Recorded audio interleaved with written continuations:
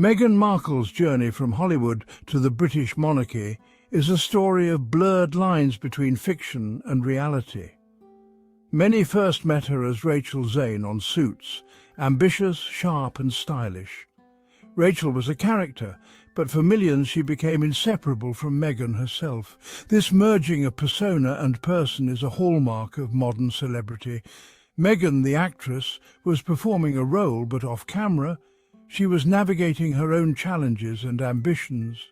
The public, and perhaps Meghan too, struggled to distinguish between the character and the real woman. Rachel Zane was an ideal-driven, elegant and always composed, but that image was crafted by writers and designers, a collaborative fiction. The real Meghan is far more complex, facing pressures and expectations no script could predict. Public figures rarely get to show their true selves. They're always performing, whether on set or at royal events. Meghan's story begins with this duality, the successful actress and the individual seeking her own path. The tension between these identities would shape her choices and the world's perception of her. Fame, in the end, is a fascinating study in blurred boundaries.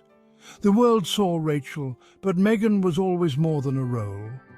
Her journey is about finding herself amid the noise of public expectation, the challenge to be seen as a person, not just a persona.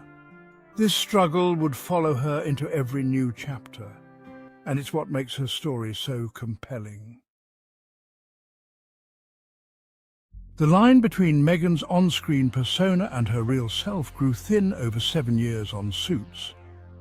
Royal author Tom Bower suggests Meghan began to embody Rachel Zane's confidence and ambition in her own life. Fans approached her as Rachel, not Meghan, blurring reality and fiction. The habits and attitudes of her character seeped into her daily interactions. Criticism of Rachel felt personal, as if it were criticism of Meghan herself. This is a common challenge for actors deeply invested in a role.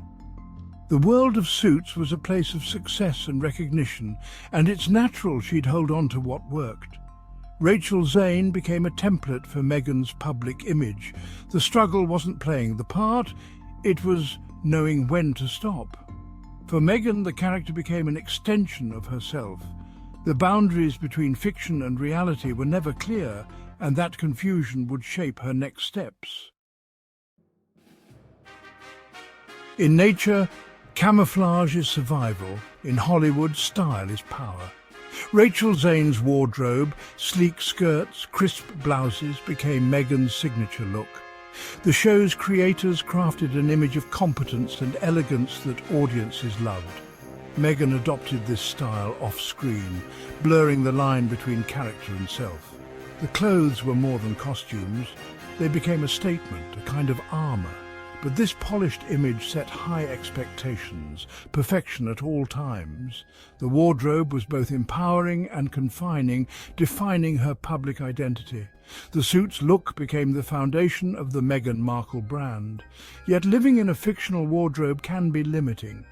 The challenge was to evolve beyond Rachel Zane and find a style that was truly her own. The world expected the character, but Meghan was searching for authenticity. The clothes that once empowered her now risked becoming a cage. She needed to break free from the image others had created. The struggle for identity played out on a global stage, and the world was watching every step. Even before royalty, Meghan was shaping her own narrative. She understood branding, aiming to be more than an actress, a humanitarian, tastemaker, and advocate. Her collaboration with Reitmans marked a shift from wearing designer picks to creating her own collections. She was no longer just modeling a look, she was selling it. Her lifestyle blog, The Tig, let her speak directly to fans, sharing curated glimpses of her life and values. Meghan built a multifaceted brand, relatable yet aspirational. By the time she met Prince Harry, she was already a personality with a loyal following. She'd laid the groundwork for a career beyond acting. Meghan was a savvy businesswoman, not just a TV star. Her proactive approach to image-making set her apart. She wasn't waiting for others to define her story. She was determined to write it herself, and she did. on her own terms. Joining the British royal family was a leap into a new world, one with ancient rules and relentless scrutiny. Meghan's carefully crafted image now had to fit royal protocols. Her desire to control her narrative clashed with the monarchy's never complain, never explain tradition. Used to direct communication, Meghan found palace life restrictive. The royal role is symbolic, not executive, about presence, not productivity. Her ambition and media savvy, once assets, became sources of friction. The attempt to merge her modern identity with royal tradition proved unsustainable. The pressures were immense and the environment was unforgiving. Stepping back from royal duties was an act of self-preservation. Meghan needed to reclaim her own story. Leaving royal life, Meghan and Harry sought a fresh start in California. Their Netflix deal marked a return to familiar territory, media production and storytelling. Meghan's new lifestyle series with Love Meghan echoes her old blog, but on a grander scale. The show focuses on cooking, gardening and entertaining. A softer, more relatable image, it's a carefully curated vision of authenticity, far from royal drama. Yet, critics have called it out of touch, a duchess in a mansion teaching simplicity. The show is seen by some as another performance, not reality. Meghan faces a dilemma. Every move is scrutinized, every attempt at authenticity questioned. If she's polished, she's called fake. If casual, she's accused of performing relatability. The show, meant to be gentle and inviting, has become another battleground over her image. No matter the setting, the scrutiny follows. Meghan's quest for authenticity is never simple. The world keeps watching and judging. Meghan Markle's story is a study in the pressures of global fame. From suits to royalty to lifestyle branding, she's constantly negotiated her identity. At every turn, her image has been contested and analysed.